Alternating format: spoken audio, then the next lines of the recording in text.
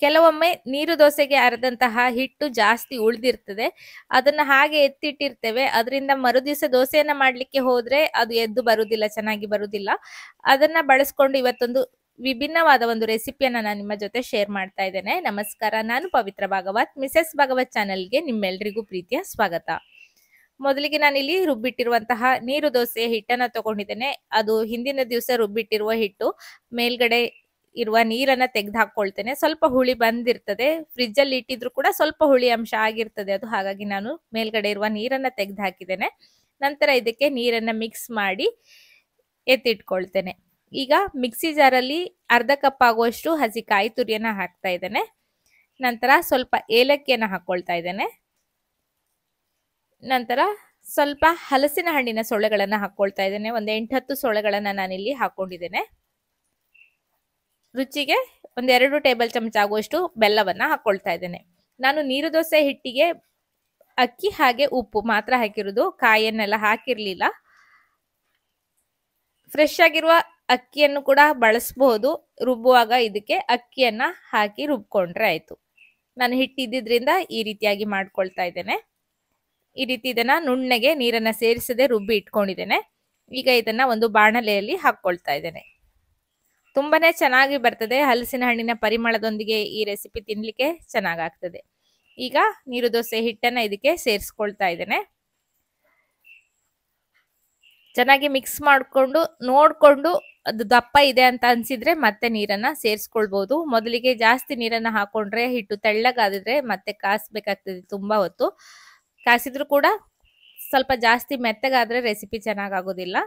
ಚೆನ್ನಾಗಿ ಮಿಕ್ಸ್ ಮಾಡಿಕೊಂಡು ನೋಡ್ಕೊಂಡೆ ಸ್ವಲ್ಪ ದಪ್ಪ ಇದೆ, ಹಾಗಾಗಿ ಮತ್ತೆ ಸ್ವಲ್ಪ ನೀರನ್ನ ಹಾಕೊಂಡಿದ್ದೇನೆ. ಸ್ವಲ್ಪ ಹುಳಿ ಬಂದಿರುವಂತಹ ನೀರು ದೋಸೆ ಹಿಟ್ಟಾಗಿರೋದ್ರಿಂದ ಅದನ್ನ ನೋಡ್ಕೊಂಡು ನೀರನ್ನ ಸೇರಿಸ್ಕೊಳ್ಳೋದು ಒಳ್ಳೇದು. ಮೆತ್ತಗಾಗಿರ್ತದೆ. ಫ್ರೆಶ್ ಆದ ಅಕ್ಕಿ ಹಿಟ್ಟಾದ್ರೆ ಜಾಸ್ತಿ ನೀರನ್ನ, ನೀರು ದೋಸೆಗೆ ಬೇಕಾಗುವಷ್ಟು ನೀರನ್ನ ಹಾಕೊಂಡು ಮಣ್ಣಿಯ ರೀತಿಯಲ್ಲಿ ಇದನ್ನ ಮೊಗ್ಸ್ಕೊಳ್ತಾ ಹೋಗ್ಬೇಕು. ಗಟ್ಟಿ ಆಗ್ತಾ ಹೋಗ್ತದೆ. ನೋಡ್ಬೋದು ಚೆನ್ನಾಗಿ ಗಟ್ಟಿಯಾಗಿ ತಳ ಬಿಟ್ಟು ಬರ್ತಾ ಇದೆ. ಈಗ ಇದನ್ನ ಉರಿ ಆಫ್ ಮಾಡಿ ತಣ್ಣಗಾಗ್ಲಿಕ್ಕೆ ಬಿಡಬೇಕು. ನಾನು ಇದನ್ನ ಬಾಳೆ ಎಲೆ ಮೇಲೆ ಹರಡ್ಕೊಳ್ತೇನೆ. ನಾನಿಲ್ಲಿ ಮಾಡ್ತಾ ಇರೋದು ಉಂಡ್ಲಕಾಯಿ ಅಂತ ಒಂದು ರೆಸಿಪಿ, ಒಂದು ಟ್ರೆಡಿಷನಲ್ ಆದ ರೆಸಿಪಿ. ಆದ್ರೆ ಅದನ್ನ ಬರೀ ಅಕ್ಕಿಯಿಂದ ಮಾಡ್ತಾರೆ. ನಾನಿಲ್ಲಿ ಹಲಸಿನ ಹಣ್ಣನ್ನ ಸೇರಿಸ್ಕೊಂಡು ಈ ರೆಸಿಪಿಯನ್ನ ಮಾಡ್ತಾ ಇದ್ದೇನೆ. ಬಾಳೆ ಎಲೆ ಮೇಲೆ ಇದನ್ನ ಹರಡ್ಕೊಳ್ತೇನೆ, ಬೇಗ ತಣ್ಣಗಾಗ್ತದೆ. ನಂತರ ಇದನ್ನ ಚಿಕ್ಕದಾಗಿ ಉಂಡೆಯನ್ನ ಕಟ್ಲಿಕ್ಕಿದೆ, ಹಾಗಾಗಿ ಆದಷ್ಟು ಬೇಗ ತಣ್ಣಗಾದ್ರೆ ನಮ್ಮ ರೆಸಿಪಿಯು ಕೂಡ ಬೇಗನೆ ರೆಡಿ ಆಗ್ತದೆ ಅಂತ ದೊಡ್ಡದಾಗಿರುವ ಒಂದು ಬಾಳೆ ಎಲೆ ಮೇಲೆ ಇದನ್ನ ಹರಡ್ಕೊಳ್ತಾ ಇದ್ದೇನೆ. ಉಂಡ್ಲಕಾಯಿ ರೆಸಿಪಿಗೆ ಅಕ್ಕಿ ಕಾಯಿ ಹಾಕಿ ರುಬ್ಕೊಳ್ತಾ ಇವೆ. ಅದಕ್ಕೆ ಮತ್ತೆ ಬೆಲ್ಲವನ್ನ ಹಾಕುದಿಲ್ಲ. ನಾನಿಲ್ಲಿ ಹಲಸಿನ ಹಣ್ಣನ್ನ ಹಾಕಿರೋದ್ರಿಂದ ಹಿಟ್ಟನ್ನು ಕೂಡ ಸ್ವಲ್ಪ ಸಿಹಿಯಾಗಿ ಮಾಡ್ಕೊಳ್ತಾ ಇದ್ದೇನೆ. ಉಂಡ್ಲಕಾಯಿ ಆದ್ರೆ ಅಕ್ಕಿ ಮತ್ತೆ ಕಾಯಿ ಉಪ್ಪನ್ನ ಸ್ವಲ್ಪ ಸೇರಿಸ್ಕೊಂಡು ರುಬ್ಬಿ ಅದನ್ನ ಇದೇ ರೀತಿಯಾಗಿ ಮೊಗಚಿ ನಂತರ ಇದೇ ಪ್ರೊಸೀಜರ್ ನಾನೀಗ ಏನ್ ಮಾಡ್ತಾ ಇದ್ದೇನೆ ಅದನ್ನೇ ಮಾಡ್ಕೊಳ್ಬೇಕು. ಎಲ್ಲವನ್ನ ಚಿಕ್ಕದಾಗಿ ಉಂಡೆಯನ್ನ ಮಾಡ್ಕೊಂಡಿದ್ದೇನೆ. ಇದನ್ನ ಮಾಡುವಾಗ ನಮ್ಮ ಅತ್ತೆ ಯಾವಾಗ್ಲೂ ಹೇಳುದು, ಅವರ ಅತ್ತೆ ಹೇಳ್ತಿದ್ರಂತೆ ಎರಿನ್ ಮಂಡೆ ತರ ಇರ್ಬೇಕು ಅಂತ. ಎರು ಅಂದ್ರೆ ನಮ್ಮಲ್ಲಿ ಇರುವೆಗೆ ಎರು ಅಂತ ಹೇಳ್ತಾರೆ. ಅಂದ್ರೆ ಚಿಕ್ಕದಾಗಿ ಮಾಡ್ಬೇಕು ಅಂತ. ನಂದು ಇದು ಸ್ವಲ್ಪ ದೊಡ್ಡನೇ ಆಯ್ತು. ಚಿಕ್ಕದಾಗಿ ಮಾಡಿದಾಗ ತಿನ್ಲಿಕ್ಕೆ ಚೆನ್ನಾಗಾಗ್ತದೆ ಅಂತ.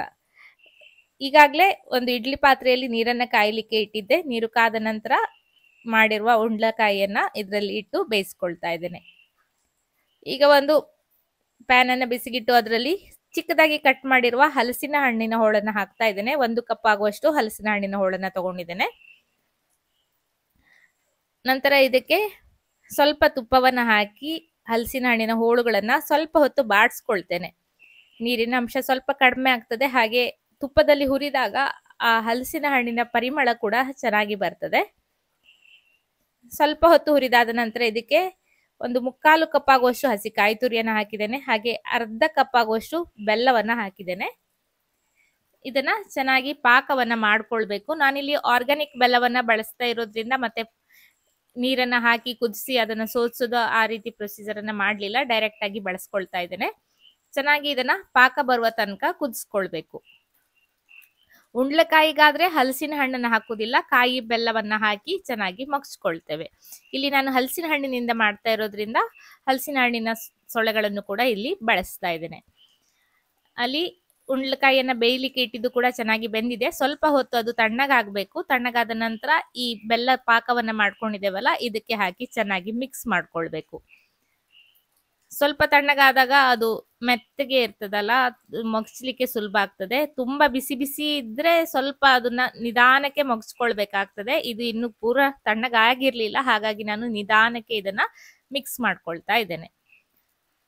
ತಿಂಡಿಕ್ಕೆ ತುಂಬಾನೇ ಚೆನ್ನಾಗಾಗ್ತದೆ. ಹಲಸಿನ ಹಣ್ಣಿನ ಒಂದು ಸ್ಪೆಷಲ್ ಆದ ತಿಂಡಿ. ಖಂಡಿತ ನೀರು ದೋಸೆ ಹಿಟ್ಟು ಉಳಿದ್ರೆ ಟ್ರೈ ಮಾಡಿ, ಇಲ್ಲ ಅಂದ್ರೆ ಅಕ್ಕಿಯನ್ನ ರುಬ್ಬಿ ಆದ್ರೂ ಒಮ್ಮೆ ಈ ರೆಸಿಪಿಯನ್ನ ಟ್ರೈ ಮಾಡಿ.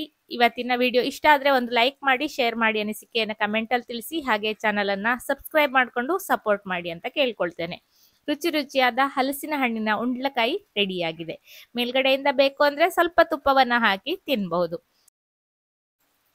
ಇವತ್ತಿನ ವಿಡಿಯೋ ಇಷ್ಟ ಆದ್ರೆ ಖಂಡಿತ ಒಂದು ಲೈಕ್ ಮಾಡಿ, ಹಾಗೆ ಚಾನಲ್ ಅನ್ನ ಸಬ್ಸ್ಕ್ರೈಬ್ ಮಾಡ್ಕೊಳ್ಳಿ. ಫೇಸ್ಬುಕ್ ಪೇಜ್ ಅನ್ನ ಫಾಲೋ ಮಾಡೋದನ್ನ ಮರಿಬೇಡಿ. ಇದೇ ರೀತಿ ಇನ್ನೂ ಹೊಸ ರೆಸಿಪಿಗಳೊಂದಿಗೆ ಬರ್ತೇನೆ. ಮತ್ತೊಂದು ವಿಡಿಯೋದಲ್ಲಿ ಸಿಗ್ತೇನೆ. ಅಲ್ಲಿಯವರೆಗೂ ನಮಸ್ಕಾರ.